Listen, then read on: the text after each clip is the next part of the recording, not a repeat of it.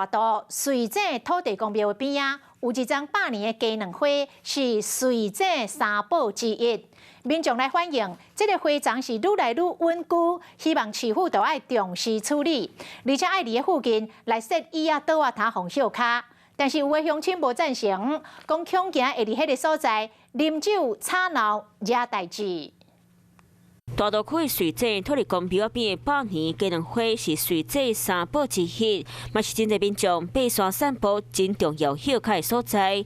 不过最近有民众家己来反映，希望当增加雪大鱼啊，嘛因为鸡卵花树啊有花啊，反而有倒去风险。希望在这边可以增设一些桌椅，让他们可以在这100年的鸡蛋花树下面，然后野餐，然后稍微做个休憩。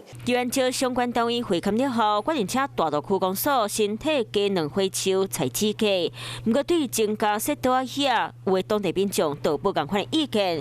少少了几个还可以的。民众暗时啊，伫咧遮啉酒是真罕哩看，已经请警察加强巡逻，嘛建议观光局爱好好规划这个车，或者变更加完善。